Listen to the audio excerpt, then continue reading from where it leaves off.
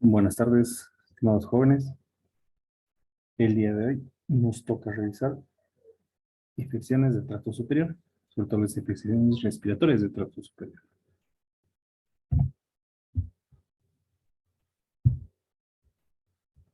Comenzamos. Como una pequeña introducción, es importante tomar en cuenta que las infecciones de las vías respiratorias son una causa importante de mortalidad a nivel mundial. Se calcula que anualmente se pierden 4 millones de vidas por infecciones de tracto respiratorio. Cabe aclarar que más del 90% se debe a infecciones de las vías respiratorias inferiores, es decir, neumonías, no así las superiores. Por lo tanto, el hablar de infecciones del tracto respiratorio superior, debemos considerar que son patologías leves, pero la importancia radica en la incidencia de todas ellas, puesto que está presente en cualquier tipo de edad, en cualquier tipo de edades, y existe un alto riesgo de complicaciones. Por ello es que esta relación que indica que no es severa, pero que afecta a todo tipo de edades y tiene alto potencial de complicación, se va a examinar por varios factores. Todos estos obviamente vinculados con el clima, sobre todo en épocas frías, el descenso de la temperatura va a generar que la temperatura disminuya a nivel del epitelio nasal, hay una disminución del aclaramiento mucociliar y por lo tanto hay un déficit en la actividad fagocítica de los leucocitos, lo que genera una alta predisposición de sufrir infecciones del tracto respiratorio superior. Comenzando. Tenemos gran variedad de patologías. Vamos a tomar las más importantes. Uno, y la más frecuente, es el resfrío común, ¿no? Como muchos conocemos y muchos hemos cursado, esta es una infección de la vía respiratoria superior, denominada también rinofaringitis aguda, ¿ya? Es una enfermedad aguda, leve y generalmente se autolimita. El 90% de los casos está producido por diferentes tipos de virus. La característica va a ser la presencia de rinorrea, congestión nasal, irritación, escozor, escasa o nula fiebre. La etiología, como les decía, es una causa viral, ¿ya? Se ha identificado en la actualidad gran cantidad de virus causantes de esta enfermedad y de hecho el más frecuente de los virus es el rinovirus. Obviamente tiene más de 100 serotipos, lo cual hace un virus de difícil control, ¿no? Aquí tenemos una tabla de porcentajes en la presentación de casos. Como podemos ver, el principal es el rinovirus, con el 50% de los casos. En segundo lugar, los coronavirus, ¿no? Más del 10%. Ahora, ojo, no estamos hablando del beta coronavirus, estamos hablando del coronavirus clásico, aquel que genera resfrío común, ¿ya? Ahora, la influenza ocupa igual en segundo lugar con 10 al 15% de casos. Los adenovirus en 5%. En caso de la parainfluencia o el sistema respiratorio es un poquito en específico, a veces se comenta entre 5 y 10%, en otros entre 3 y 5%. Y otro tipo de virus como rubiola, enterovirus, sarampión, varicela, se encuentran entre el 20 y 25% de los casos. Y como pueden ver, el principal va a ser el más autolimitado, que es el rinovirus. Ahora, fisiopatológicamente, tomemos en cuenta que estos procesos se van a contagiar por lo que es varias opciones. Una, y la más frecuente, la inhalación de las partículas virales aerolizadas. ¿Qué significa eso? Un paciente con proceso de resfrío común empieza a toser o el mismo hecho de respirar va a empezar a eliminar por la vía respiratoria partículas virales con capacidad de infección. Otra opción es cuando una persona es portadora del virus, estornuda o tose y emite gotitas de saliva, microgotitas, las cuales pueden llegar a la conjuntiva o a la mucosa nasal, incluso a veces a través de las manos, se saluda a las personas infectadas, no nos aseamos, en ese momento la persona no toma las medidas correspondientes y se toca el rostro, los ojos, la nariz, la boca, inmediatamente se está autoinoculando un virus de otra persona, ¿no? Ahora, La incubación del resfriado común suele ser de 1 a 3 días, ¿no? El rinovirus. Existe una replicación viral en células epiteliales, además una migración de neutrófilos al sitio de la infección y liberación de mediadores inflamatorios, lo cual va a conllevar a la formación de un edema de la mucosa con alta sobreproducción de moco, ¿no? En la segunda etapa va a existir ya la diseminación del virus a partir de las infecciones nasales entre el segundo y séptimo día, es decir, el paciente va a atravesar las 6 fases de la infección, ¿no? Y va a empezar a eliminar partículas infecciosas. Es por eso que los virus del resfriado común son altamente contagiosos, pero obviamente no tienen una letalidad como tal, ¿no? Clínicamente, importante tomar en cuenta que en niños y adultos hay ciertas variancias. En caso de los niños, la presencia de la rinorrea y el niño, obstrucciones nasales, estornudos, también puede presentar rinorrea mucopurulenta, dolor faríngeo, cefalea, tos, que puede ser seca y posteriormente productiva y con descarga posterior, es decir, retronasal, ¿no? Tomar en cuenta que pueden presentarse fiebre de bajo grado, pero asociada a mialgias, hiporexia, malestar general. Al examen físico es importante evidenciar siempre la pigmentación de la mucosa nasal, porque la cual va a estar hiperémica y edematosa en el resfriado común. Suele haber la presencia de eritemas conjuntivales e hiperemia faríngea. Además de, ocasionalmente, cuando existía sobreinfección, puede haber rinorrea verdosa.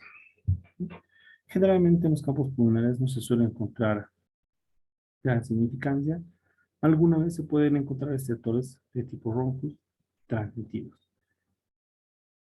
Estos síntomas van a durar de 5 a 7 días, pero la tos y la rinorrea puede durar incluso hasta 2 o 3 semanas. Por lo tanto, la tos es lo último que se va a perder. Dentro del diagnóstico, el diagnóstico se va a establecer con el cuadro clínico, es decir, preguntando al paciente, analizando el huésped, el probable agente, el medio ambiente, y obviamente se da una consulta del antecedente epidemiológico, es decir, si ella está en contacto con personas con frío, trabaja con niños, adultos mayores, o trabaja en algún tipo de hospital. Segundo, el diagnóstico se puede hacer del virus causante, pero obviamente eso sería netamente con fines académicos, puesto que sabemos que el rinovirus va a ser el más probable, ¿no? Generalmente en estos casos no se necesita estudios complementarios, debido a que no nos va a generar un mayor beneficio, ¿no? Es un resfriado común, un resfrío, por lo tanto no va a haber una variación en la conducta, ¿no? Ahora es importante tomar en cuenta que debe realizarse la disquisición de los diagnósticos diferenciales. Tomar en cuenta que pacientes con resfriado común también se puede confundir las rinitis alérgicas, rinitis vasomotoras, sinusitis, faringitis, presencia de cuerpo extraño o periodos prodrómicos de otro tipo de enfermedades como sarampión, varicela, tosferina y difteria, ¿no? Importante considerar esto de los diagnósticos diferenciales, puesto que cuando vemos pacientes con malestar, fiebre, no todo es resfriado común, sino podemos ir viendo otros tipos de cuadros. Debido a que esto es una patología viral, la misma se autolimita, por lo cual se recomienda el tratamiento sintomático. Es decir, primero, mantener al paciente hidratado. Segundo, utilizar antisépticos orales, clorexidina, amistatina. Tercero, ya es el uso de antiinflamatorios, ¿no? El ibuprofeno o el paracetamol. La dosis es de 10 a 15 miligramos kilogramo dosis cada 6 a 8 horas. Importante tomar en cuenta esto, puesto que lamentablemente durante esta pandemia se ha visto que de hecho incluso muchas personas que salían positivas a COVID leve, ya se tomaban un arsenal de antibióticos y demás medicamentos, incluso corticoides, que en lugar de ayudarles les ha llegado a presentar complicaciones importantes. Hablando de otra patología, tenemos la faringitis. Esta se define como un proceso inflamatorio a nivel de las estructuras de la faringe.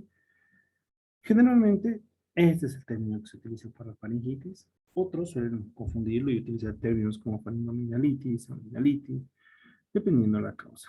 Pero sí se ha observado que existe una relación estacional de lo que es la amigdalitis. Es más frecuente en invierno y sobre todo la de origen bacteriano, ¿no? En invierno. En el verano y otoño suele ser a veces producida por los enterovirus, ¿no? La etiología, aquí tenemos, fíjense, la causa más frecuente va a ser los adenovirus, ¿no? En segundo lugar, tenemos la influenza, parainfluenza, enterovirus, virus de Epstein-Barr. Ya mucho más alejado, muy poco frecuente, tenemos el virus sincitial respiratorio y los rinovirus. ¿Ya? Streptococcus que ya es bacteriano, muy poco. Corynebacterium o Streptococcus pneumoniae, muy poco. ¿No? Fisiopatología, importante tomar en cuenta que la infección va a necesitar un contacto cercano con la persona. Es decir, persona infectada, persona sana deben tener un contacto cercano, no de lejos. Aquí no necesitamos que estornude, tosa, no, tiene que ser de cerca. Es decir, si este paciente lo besa, lo acaricia, tiene contacto de las fosas nasales, el rostro, entonces ya inmediatamente está empezando a contaminar al nuevo huésped. Entonces, hay que también considerar que cuando existe algún trastorno de base, como pacientes con rinitis alérgicas o rinofaringitis o nasofaringitis, suele esto fácilmente asociarse a un agente viral, lo que obviamente va a aumentar el cuadro de rinitis, va a aumentar la nasofaringitis y va a ir afectando poco a poco a la mucosa respiratoria. Ahora, existen faringitis asociadas a procesos bacterianos, ¿no? Obviamente sí son de mayor importancia, puesto que algunas bacterias suelen colonizar la nasofaringe, es decir, empezar a vivir ahí sin generar ningún tipo de proceso infeccioso, pero cuando se rompe esto, si el paciente puede desarrollar una faringitis. Dentro de la clínica, la misma va a ser de manera súbita, caracterizada por la presencia de dolor faríngeo y fiebre. Se acompaña de malestar, cefalea y hiporexia, ¿ya? Y también suele haber náuseas, vómitos e incluso dolor abdominal, ¿no? Al examen físico es importante analizar la orofaringe, evidenciar si está enantiomatosa, ver el tamaño de las amígdalas, ver si están enantiamatosas o están sin ningún tipo de compromiso, ¿no? Y la presencia de exudados, si hay débito purulento, débito amarillento, verdoso, obviamente estamos hablando de un compromiso bacteriano, ¿ya? Las infecciones cuando son de origen bacteriano, las faringitis, nos pueden generar adenopatías, sobre todo en ancales y dolorosos. Las de causa viral solamente suelen asociarse a patología inflamatoria viral, es decir, enfermedad nasal, con inflamación de la mucosa nasal, ¿no? También se pone en antidotos, decimos la IgA. El curso de todo esto pasa en función al tipo de virus. Puede haber la presencia de exantema, enantemas o incluso a veces conjuntivitis. El tratamiento, en el caso de faringitis, debemos ver qué tipo de infección estamos sospechando. Si es viral o bacteriana. Si es bacteriana, podemos pensar que es un estreptococo betamolítico del grupo A de la Lancevir, en el cual sí se debe iniciar un tratamiento. Ahora, el tratamiento de elección, aún si es la penicilina, la misma se puede aplicar intramuscular, sobre todo, ¿no? La penicilina benzotílica o la penicilina sódica, ¿ya? Ambas de muy buena respuesta, ¿no? De hecho, si se utiliza penicilina benzotílica o la procaínica, es una sola dosis, es mucho mejor, ¿no? Continuando, vamos a hablar en este caso de lo que es sinusitis, ¿no? Otra de las patologías respiratorias más frecuentes, la misma que acuden tanto a centros de emergencia como a centros de salud. Comenzamos definiendo que se trata de un proceso inflamatorio de la mucosa que recubre los senos paranasales. Suele estar relacionada a patología de tipo rinitis y casi siempre hay la presencia de rinitis. Es decir, el paciente se hace sinusitis y posteriormente va a quedar con la rinitis. Ahora, los términos de rinosinusitis y sinusitis se usan de manera indistinta al día de hoy sin ningún tipo de conflicto moral. Se calcula que alrededor del mundo, ¿ya? Y bueno, sobre todo en Estados Unidos, 31 millones de personas en Estados Unidos van a estar cursando con sinusitis en diferentes épocas, ¿no? Ahora, es importante tomar en cuenta que alguna de estas vías respiratorias va a tener cierto grado de afección de la mucosa y va a generar un proceso inflamatorio a nivel de senos paranasales. Esto suele resolverse de manera espontánea con esa viral, pero con el bacteriano lamentablemente no necesita el apoyo de diferentes tipos de fármacos. En relación a la etiología, Para esto vamos a hacer una subclasificación, es decir, hablar de sinusitis aguda y sinusitis crónica. Si estamos hablando de una sinusitis aguda, la misma que se da entre los primeros 7 a 10 días, los agentes más probables van a ser estreptococcus pneumoniae, 30-40% de los casos, hemófilos influenzae, 20%, y un tipo de modo de la catarrhalis, 20%. En el caso de hablar de sinusitis crónica, aquí vamos a tener bacterias un poco menos agresivas que las mencionadas anteriormente. Tenemos el estafilococo dorado o el estafilococo coagulasa negativa. ¿Sí? Otro tipo de patógenos es importante en la parte sinusal. Pueden existir bacilos gram negativos entéricos como Escherichia coli, Klebsiella, gram negativos no entéricos como Pseudomonas aeruginosa. Además, se ha visto que en pacientes que usan antibióticos, obviamente generan un trastorno de microbiota, lo cual puede llevar a que ellos sufran infecciones por diferentes tipos de hongos, como el aspergillus o el mucormicosis. Por eso es importante no dejar pasar este tipo de infecciones a la ligera. Dentro de la fisiopatología, es importante considerar que la mucosa sinusal va a ser una continuación de la mucosa nasal, por lo tanto va a conocer algún tipo de inflamación de la mucosa nasal. También va a haber un proceso inflamatorio de la mucosa de los senos paranasales, ¿no?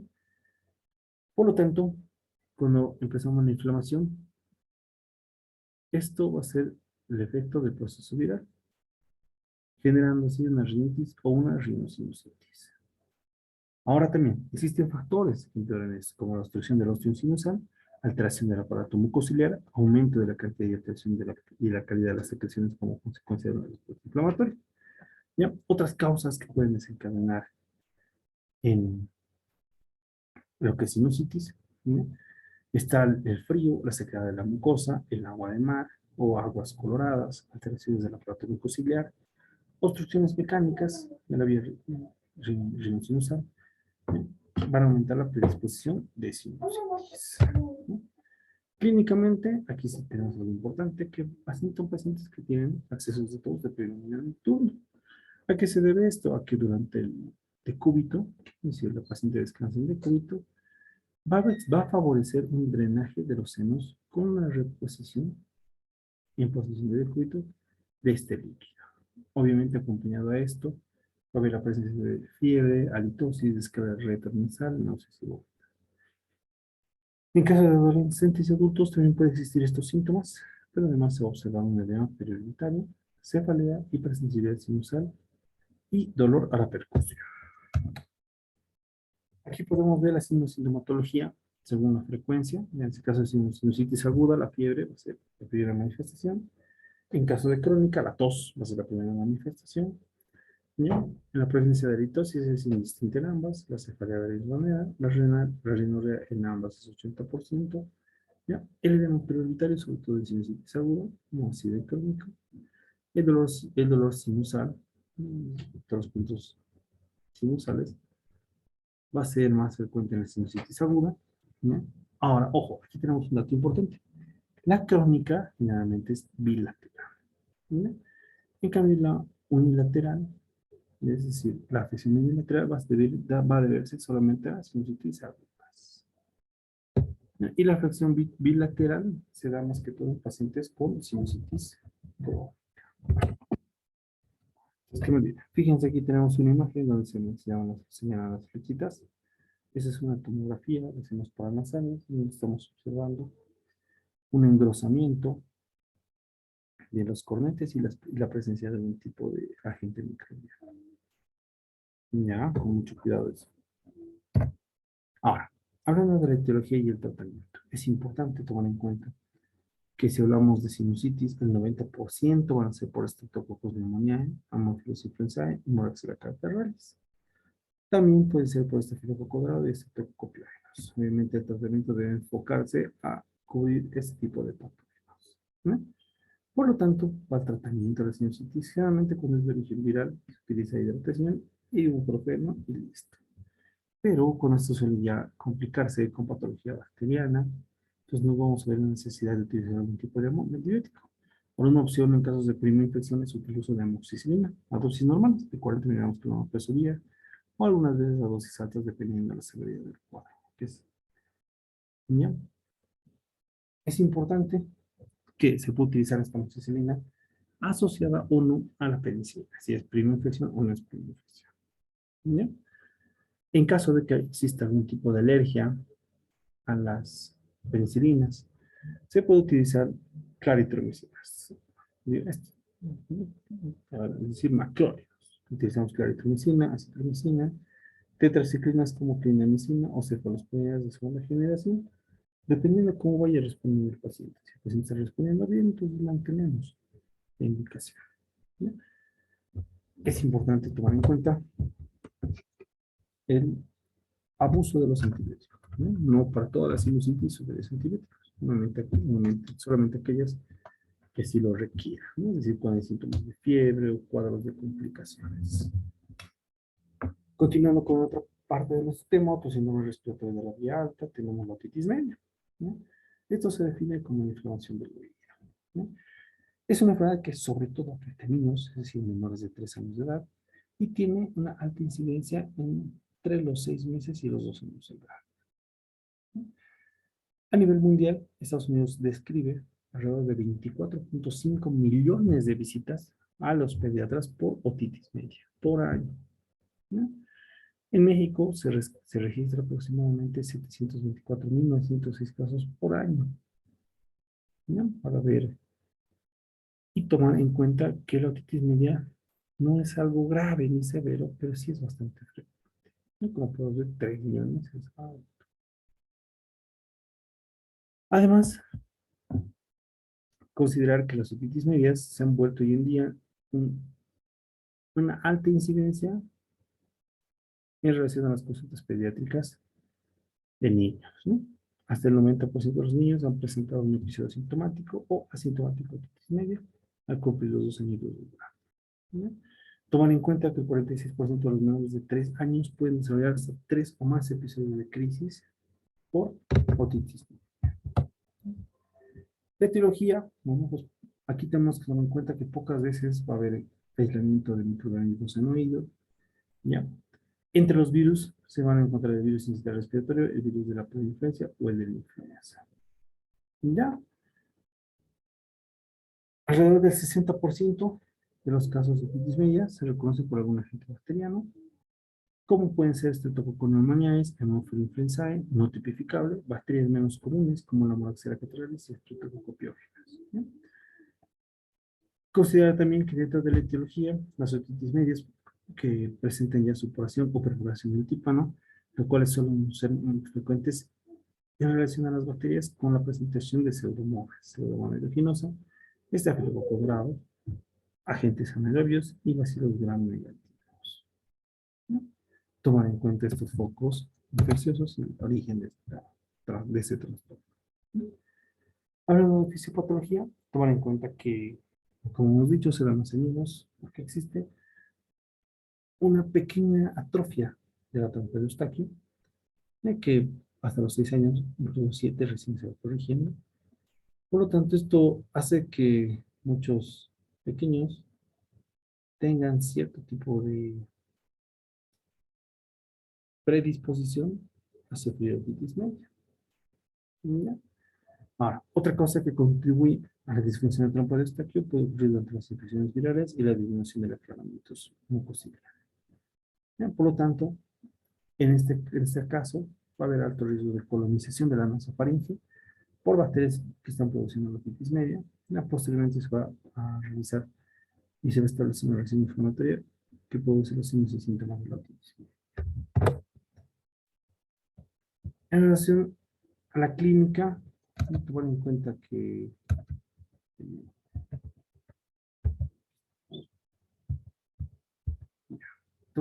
la clínica se caracteriza por fiebre, malestar general y el dolor. Por lo tanto, el tratamiento va a depender mucho de la edad. Es decir, si estamos en niños, en ancianos, en pacientes de edad laboral. ¿Ya? Hay que valorar también la gravedad del paciente y obviamente los antecedentes. Es importante que en otitis media se debe disminuir el dolor sobre todo y descongestionar. Por lo tanto, va a haber una aplicación de antihistamínicos, descongestionantes, antitusígenos y en algunos casos esteroides, quienes, a quienes debemos saber cuándo dar y cuándo no. Ojo, los glucocorticoides suelen ser buenas opciones terapéuticas, pero siempre y cuando se utilice correctamente. El uso inadecuado de esto predispone a inmunosupresión y riesgo de otro tipo de complicaciones. Por eso es importante que primero hagamos un tratamiento simplemente paliativo, es decir, dirigido hacia lo que estamos presenciando. Y en caso de que haya algo severo, una titis, sí debe acudir a un médico otorrinolaringólogo. Ahora bien, aquí tenemos una diferenciación del tratamiento. Como podemos ver, en pacientes donde no están graves, no se requieren antibióticos. ¿Bien? Cuando el paciente ya tiene datos de gravedad, es decir, hay algún tipo de compromiso, podemos utilizar lo que es ya los antibióticos, amoxicilina, amoxicilina en altas dosis, cefuroxima, claritromicina y eritromicina. ¿Bien? Tomar en cuenta también pacientes que ya hayan utilizado antibióticos, o sea, lamentablemente eso nos genera mayor complicación, al menos hasta ver nuestro cultivo, ¿ya? Porque fíjense que cuando el paciente deja el cultivo y ahí se logran aislar agentes bacterianos, y ahí el paciente está con un cuadro de otitis, por lo tanto el manejo va a ser sintomático y antibiótico terapia de 7 a 10 días, como hemos visto los diferentes tipos de antibióticos. Se puede utilizar la amoxicilina más clavulánico, la cefuroxima, ¿ya? Y en algunos casos el trexón, pero siempre hay que individualizar al paciente, ¿ya? De acuerdo al grado de severidad. Las complicaciones son un poco delicadas, puesto que podemos enfrentarnos desde procesos inflamatorios orbitarios, como el edema, el absceso subperióstico, el absceso orbitario, celulitis orbitaria y neuritis óptica, ¿no? A nivel intracraneal también puede haber riesgos de enfermedades infecciosas en el cerebrovascular. ¿Ya? Entonces es algo que hay que tomar en cuenta que los pacientes, por más que estén cursando un proceso infeccioso leve, tienen un alto riesgo de complicarse. Ya las osteitis, la vía respiratoria con exacerbaciones de periodos de asma, bronquitis o síndromes sinopulmonares. Entonces hay que tener mucho cuidado con las complicaciones propias de lo que es la otitis media. ¿Sí? Bueno, agradeciendo su atención, hemos visto ya todos los procesos infecciosos del tracto respiratorio superior. Recordemos que van a ser cuadros que no son altamente agresivos, pero sí tienen alto riesgo y potencial de complicarse. Muchas gracias a todos por su atención. Espero haya sido de su agrado. Cualquier duda, pregunta, comentario, no se olviden, los tengo esperando en el correo. Tengan todos muy buenas tardes.